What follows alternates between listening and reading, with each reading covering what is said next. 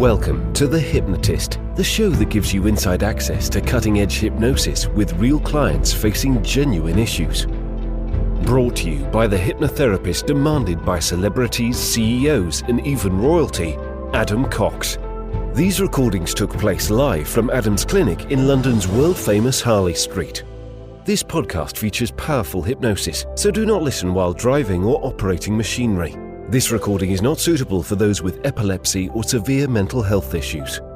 So, get yourself comfortable and enjoy today's episode of The Hypnotist.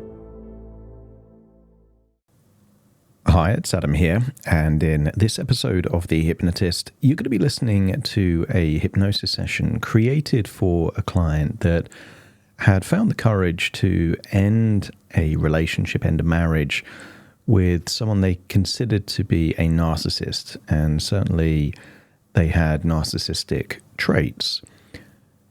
One of the key things is that sometimes when a relationship ends, there is fallout and complications, and it's not necessarily out of the end of the tunnel. Sometimes there's still a bit more to be done, and this client felt drained and frustrated and even angry about the aftermath of the end of the relationship, because narcissists will sometimes use tactics like reputation damage and almost using gossip maliciously to change people's perceptions of that person. And they were dealing with that. And there were children involved, and that was also having an impact as well. But at the same time, they knew it was the right decision. And if they could go back in time, they certainly wouldn't have chosen to stay in the relationship. So it was the right thing for them to do, but they were dealing with the fallout. And what happened to work well for this particular client is an analogy that I don't think would work well for everyone, but it worked for her. And that is the analogy of cancer. So if you think of someone that has cancer and they don't know about it, it isn't that much of a problem because there is no symptoms at the point where, let's say, a tumor is growing. The point of maximum distress, quite often for someone with cancer, is the point of realization or diagnosis, and then the treatment, which can be very, very distressing. You know, things like chemotherapy or radiotherapy can be very brutal on the body, and yet it can lead to a good place. And this particular client really resonated with that analogy. So this hypnosis session has this idea of perceiving the previous relationship as a cancer that they are now healing from to make it empowering. Lots of very powerful, positive, and empowering, I would say, in the sense of accessing useful resources. And for me, it's all about utility. Is it actually going to help? So if you've had experience or are dealing with the fallout of being in a narcissistic relationship, or even not narcissistic, just a toxic relationship, or maybe it's a family member that is gaslighting others around you or trying to damage your reputation, then you might find this session helpful. Obviously, if you want something a bit more customized, there will be a link in the show notes where you can schedule that free consultation to explore working with me. For now, find a quiet, comfortable place where you won't be disturbed, relax, and enjoy the session.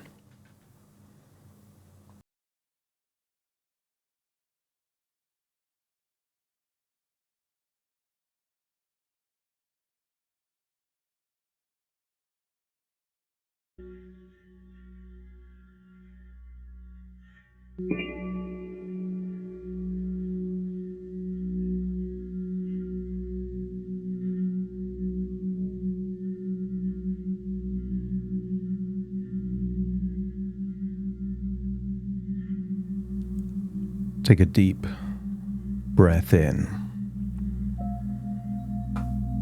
As you breathe in a slow, calm, relaxing breath. And as you exhale, just allow the tension in your eyelids to melt away And with your eyes closed, notice just how much easier it is to focus on the sound of my voice. As you breathe in a resourceful feeling of calm and relaxation, and exhale feelings of tension, stress, worries, but also anger. Breathe in that resourceful feeling of calm and relaxation and scan your body for locations where anger tends to be experienced. For some people, they feel anger in the jaw, in the chest, sometimes in their hands. Sometimes it can feel there in the temple.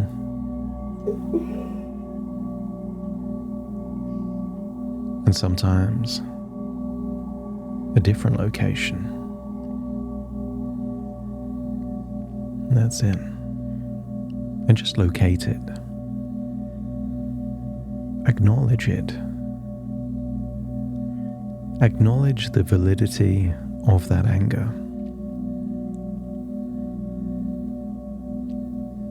Anger, quite often, comes from a lack of justice, a lack of fairness. When boundaries or unspoken rules have been broken. And as you acknowledge it, you start to set it free.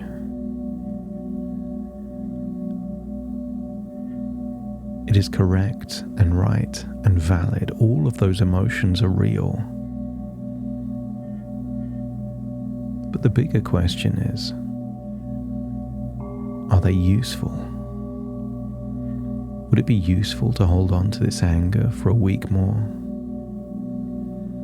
a month more, a year more, or even a decade more? That it reaches a point where anger is like drinking a poison, hoping that someone else gets sick. And how long do you want to hold on to this poison for?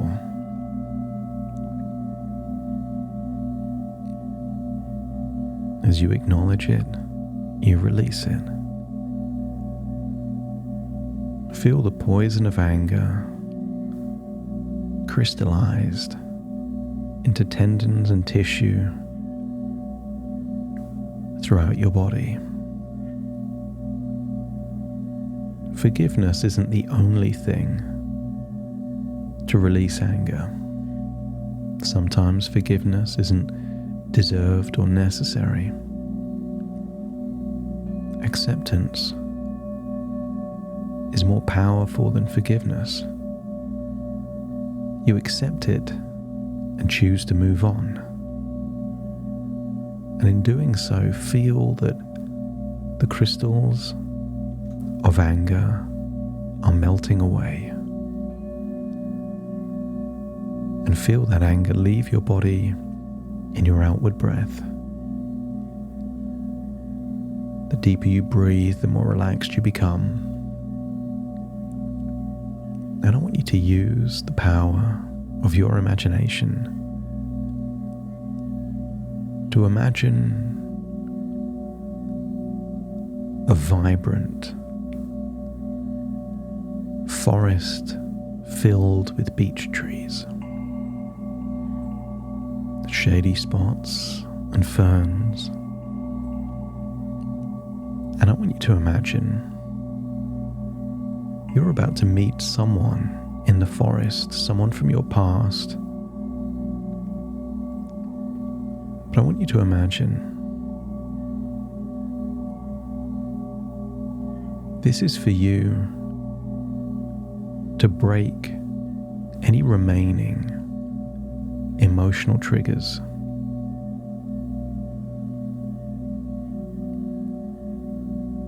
I want you to imagine meeting them, perhaps in a clearing in a forest, And I want you to say all the things you would want to say. Any cathartic release of words, just allow it to be said. But I want you to notice something interesting. As you say the words, you release all emotions connected to this individual. Anger, regret, frustration, annoyance, grief. Let it all leave your body. And as it does, notice this individual starts to shrink. They shrink in terms of their significance to you. Imagine them shrinking and getting further away. The more that you need to say what you say, the more emotions leave your body, and the smaller they become, the further away they become. And they may even change color to become black and white. And maybe they get so small, they become the size of an ant or a tiny insect. And at that point, I want you to imagine them saying things that in the past triggered you. But when you perceive them that small, that far away, as a black and white miniature entity of them, notice that the harder they try to trigger you, the less it creates a different emotion. Maybe you pity them, maybe it's ambivalence, or maybe it's humor. If they try and gaslight you, make you angry, what if it made you smile? What if you had that tone of voice of, oh, like you almost felt sorry for them? The harder they try, the more empowered you feel. As you can imagine them small, far away, having let go of those disempowering emotions of the past.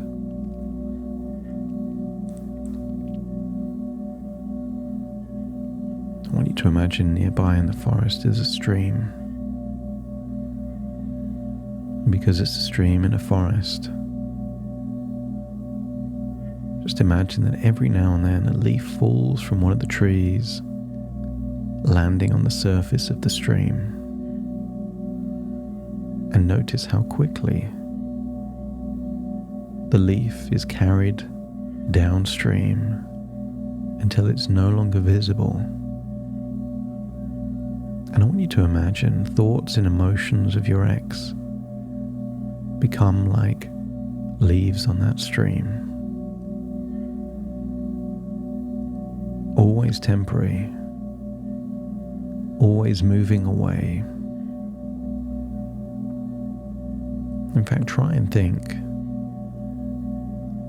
of one thought that has riled you, annoyed you, made you angry. And picture it as a leaf just floating down until it hits the surface of that stream. And then see the current of the stream take it away.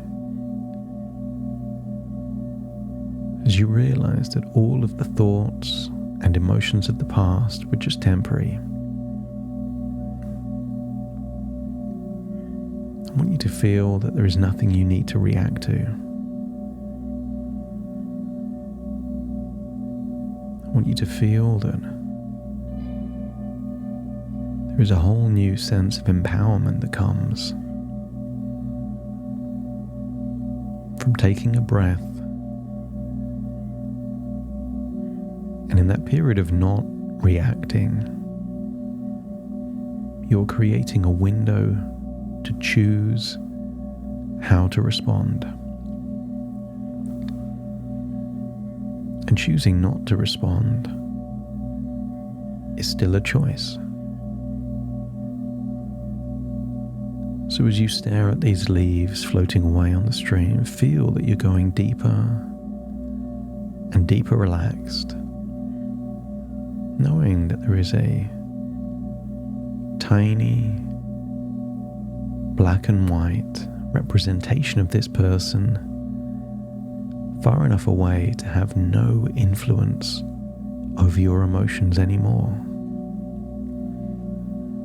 Stare into the stream and maybe see those patterns of water, the ripples, the currents, maybe the tiny whirlpools, till you find something that holds your attention. Scan your body for any final clues of anger. Breathe in that resourceful relaxation, and as you exhale, you release any remaining anger, noticing how you feel lighter, knowing that it no longer has any power over your life. As you feel incrementally stronger and more capable, fully prepared to navigate the challenges of co-parenting with calm and clarity. With each day, you become more intuitively empowered, recognizing triggers before they take hold of your emotions.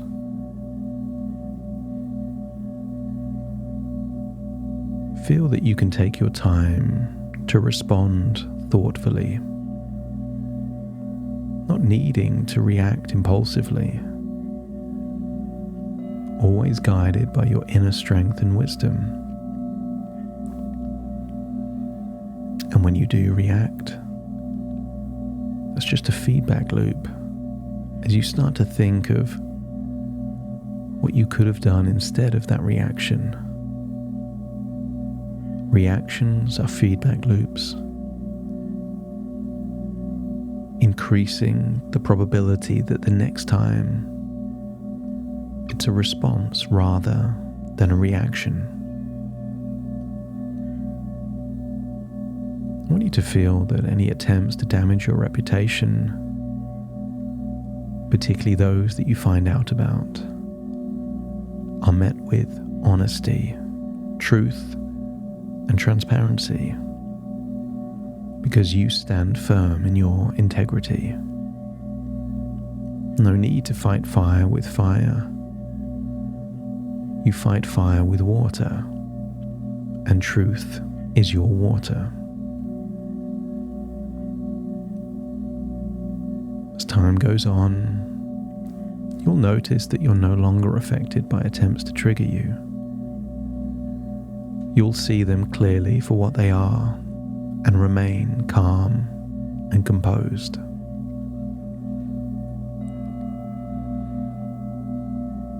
Fix your sights on the ideal type of co-parenting that you want, feeling that that is the bigger picture you're moving towards. Any communication or interaction, you'll feel grounded, confident, and in control of your emotions, no matter the situation. You are resilient, and nothing can shake your confidence as you move forward in your life,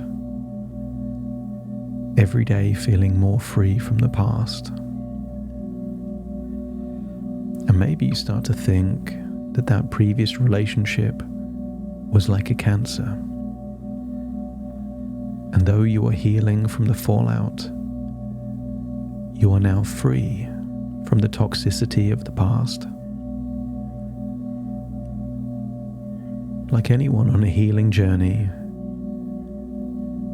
your focus is on your growth, your well-being, and the bright future you are creating for yourself and your children.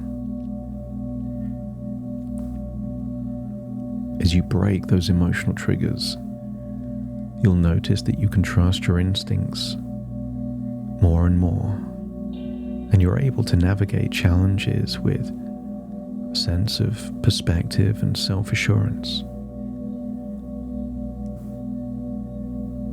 And any attempt to cause you harm emotionally or mentally will be deflected by your deep sense of self-worth and resilience. If you can survive the relationship, you can survive the aftermath. You acknowledge there are downsides of this relationship's fallout, but there's also huge upsides.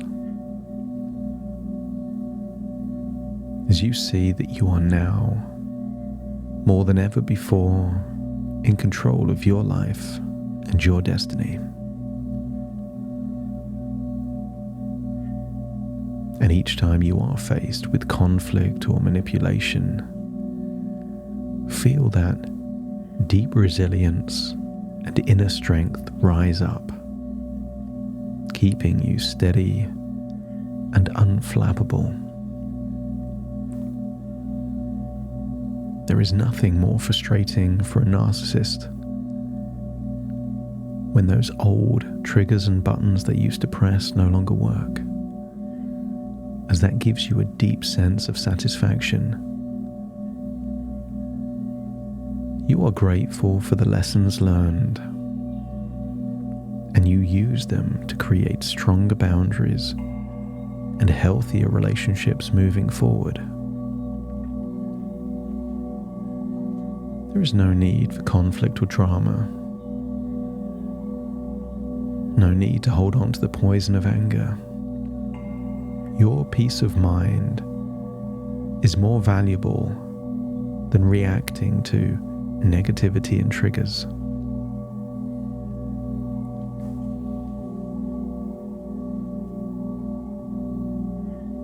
If the relationship was a cancer, you are now in recovery, and as you continue to heal, you feel more empowered, more in control, and more at peace with your life and decisions. Feeling free from the emotional poison of anger, and this freedom allows you to focus on your happiness, on your well-being. Co-parenting may not be easy, but feel that you can meet it with patience, understanding, and a strong sense of personal power. Because you are resilient, you are grounded, and you are free, knowing that you have emerged stronger from the toxic relationship with the ability to be in full control of your future. Continue to stare into the stream, seeing those ripples and whirlpools, seeing leaves float down and get carried away, knowing somewhere in this forest is a tiny black and white version of your ex. But as you return to reality and the present moment, let's keep them there, far away from you. And in future communication, don't be surprised if you imagine him the size of an ant, black and white, in some forest in your imagination. But it's time for you to return to the present with a new sense of perspective, empowerment, and resourcefulness. Take a deep breath in through your nose and out through your nose. Just wiggle your fingers and wiggle your toes, connect fully into the present moment as I now count from 1 to 10 to awaken you. Starting to count. 1, 2, 3, waking up. 4, 5, 6, more alert. 7, 8, open your eyes, open your eyes. 9, 10, wide awake, wide awake, wide awake.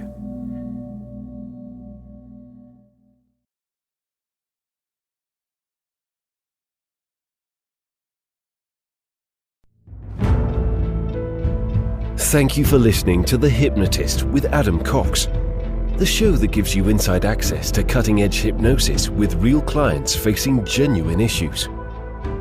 To automatically receive the latest episodes, please subscribe. If you'd like to support the show, please share this episode with just one friend you think it could help. And if this episode helped you, please leave us a 5-star review.